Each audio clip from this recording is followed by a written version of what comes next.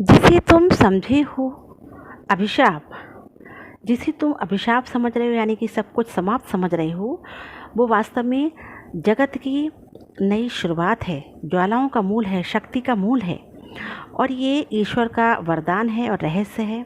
इस बात को मत भूलो, क्योंकि परिवर्तन ही जीवन का जो है नियम है, सृष्टि का नियम है। तो जब पुरानी चीज़ समाप्त होती है तभी नई चीज़ का उदय होता है, जब अंधकार खत्म होता है तभी प्रकाश होता है। इसलिए तुम जिसको अभिशाप समझ रहे हो वास्तव में हो सकता है कि वो अभिशाप ना होकर के वरदान साबित हो।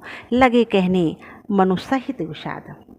तब जो थे मनु जो थे उनको बहुत दुखी तो थे ही, वो बहुत ही दुख से इस बात को कहने लगे।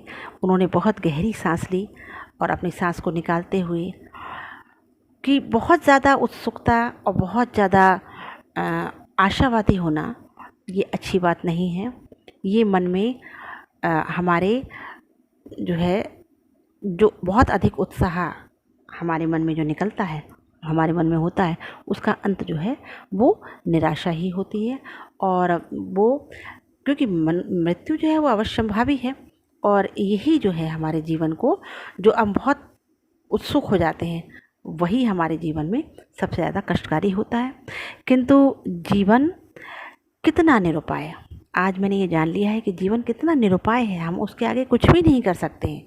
लिया है देख, मुझे इसमें मैंने ये सब कुछ प्रत्यक्ष देखा है, इसलिए इस बात में कोई भी संदेह नहीं है, क्योंकि हर चीज़ का अंत जो है वो निराशा होता है और निराशा ही हाथ लगती है और सफलता तो मात्र एक कल्पना ही है।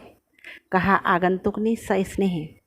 तब आगंतुक ने यानी कि श्रद्धा ने बहुत ही प्रेम से कहा कि अरे तुम इतने बेचैन क्यों हो रहे हो, इतने अधीर क्यों हो रहे हो, और तुम जीवन के दांव को कैसे हार सकते हो।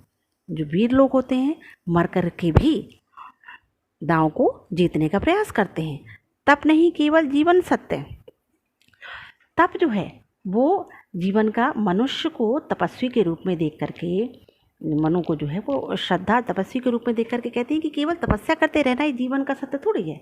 दीनता और करुणा के भावों से ओतप्रोत तुम्हारी ये मन स्थिति जो है बहुत क्षण भर की है। जीवन तो आगे बढ़ने का नाम है, इच्छाओं को और आशाओं को और प्रसन्नताओं को पालने का नाम है। तुम अपनी अभिलाषाओं और इच्छाओं को जगाओ और उत्साहपूर्वक जीवन को बिताओ। प्रकृति के यौवन का श्रृंगार, क्योंकि प्रकृति के यौवन का श्रृंगार कभी बासी फूल नहीं करते हैं।